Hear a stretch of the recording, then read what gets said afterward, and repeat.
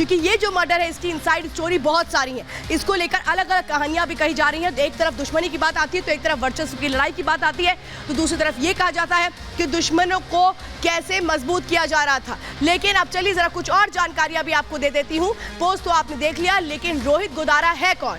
बीकानेर के कपूरीसर इलाके का रहने वाला है, जिस बात का जिक्र उसने अपनी पोस्ट में किया। 19 साल की उम्र में अपराध की दुनिया में अपना नाम कमाना चाहता था। ये अपराध की दुनिया में कदम रखा गया, कई केसेस में जेल भी जा चुका है रोहित गोदारा। इसके ऊपर पहले से भी केस है। गैंगस्टर राजू बेटा की हत्या में भी इसका नाम सामने आया था और उस वक्त भी कैसे इसने सुर्खियां बटोरी थी, क्योंकि ये चाहता था कि ये गैंगस्टर के तौर पर अपना नाम कमाए। ये बताया जाता है टेहट की हत्या की जिम्मेदारी भी रोहित ने ही ली थी। रोहित गोदारा ने उस वक्त भी इसी तरीके का एक पोस्ट किया था।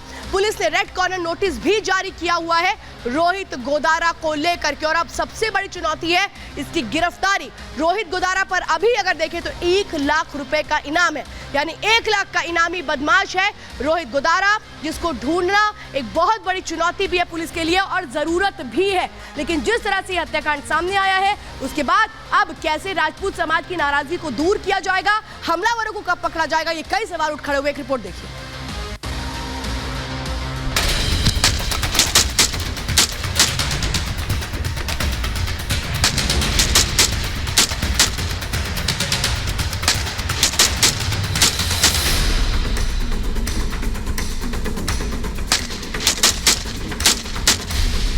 ये वारदात दिल दहला देने वाली जयपुर के पौष इलाके श्याम नगर की है,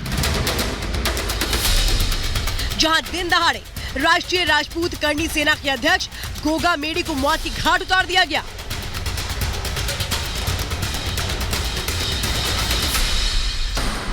गोगा मेडी के मर्डर की खबर जैसे ही बाहर आई बवाल मच गया, लोग सड़कों पर उतर आए। हत्यारों की गिरफ्तारी की मांग को लेकर प्रदर्शन शुरू हो गया। मांग तो साहब हत्यारों को फांसी मिले, जो भी है उनको, और किसने किया है, किनके थ्रू करवाया है इनको, इन सबको पता, मतलब फांसी तक पहुंचाए, इनको तुरंत कार्रवाई ले, इनको तुरंत एक्शन लें इसके ऊपर। गोगा मेडी की हत्या कैसे की गई ये आपको सिलसिलेवार तरीके से बता देते हैं। दोपहर करीब 1:10 पर नवीन सिंह के साथ 2 लोग गोगा मेडी से मिलने आते हैं। लिविंग रूम में सोफे पर एक और सुखदेव सिंह गोगा मेडी बैठ जाते हैं। पास ही दूसरे सोफे पर व्यापारी नवीन सिंह और तीसरे सोफे पर हमलावर बैठ जाता है। करीब 10 मिनट तक तीनों के बीच बातचीत होती है। इसके बाद हमलावर अचानक ताबड़तोड़ फायरिंग शुरू कर देता है। एक हमलावर सुखदेव सिंह गोगा मेडी को निशाना बनाता है, जबकि दूसरा उनके गार्ड को टारगेट कर लेता है। एक हमलावर नवीन सिंह पर भी गोलियां दागता है। वो जैसे तैसे जान बचाकर भागने की कोशिश करता है। तभी एक हमलावर वापस लौटता है और सुखदेव सिंह गोगा मेडी के सिर में गोली मारता है। महज आधे मिनट के वक्त में वारदात को अंजाम देकर हमलावर निकल जाते हैं और जाते जाते नवीन सिंह को भी गोली मार देते हैं। इसी गेट को खटखटा करके अंदर पहुंचे थे और अंदर जब पहुंचे थे तो सुखदेव सिंह गोगा मेडी पर 2 फायर किए गए, एक सर पे और एक गले पे फायर किया गया था। गोगा मेडी की हत्या की खबर आते ही अस्पताल के बाहर लोग बवाल शुरू कर देते हैं। पूरा करनी सेना, पूरा राजपूत समाज, 36 कौम अब सड़कों पे उतर चुका है। दादा के हत्यारों को फांसी मिलनी चाहिए। सड़कें जाम कर देंगे, पूरे भारत को बंद कर देंगे, और इसमें अगर कहीं भी लापरवाही बरती गई तो ये समाज इसको मतलब एक्सेप्ट नहीं करेगा।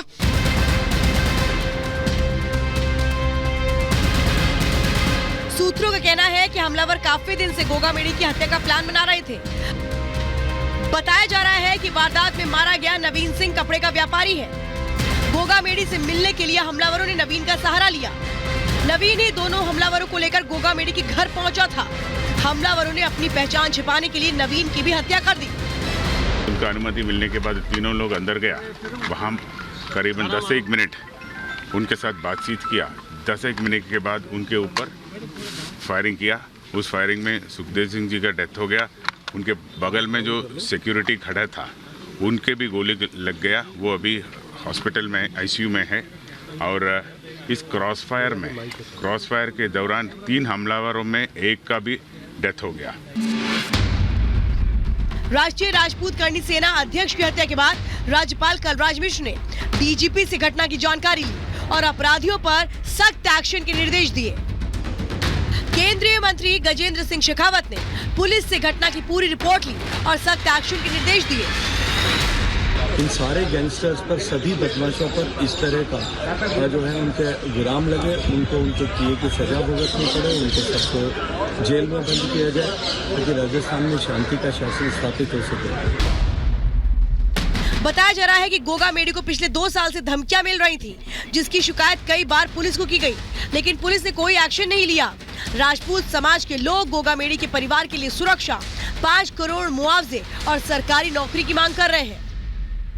सुखदेव सिंह जी ने कई बार पुलिस प्रशासन को इस संबंध में आगाह भी किया कि मुझे सुरक्षा प्रदान की जाए, लेकिन क्यों नहीं की गई, क्या कारण थे, ये निश्चित रूप से जांच का विषय है।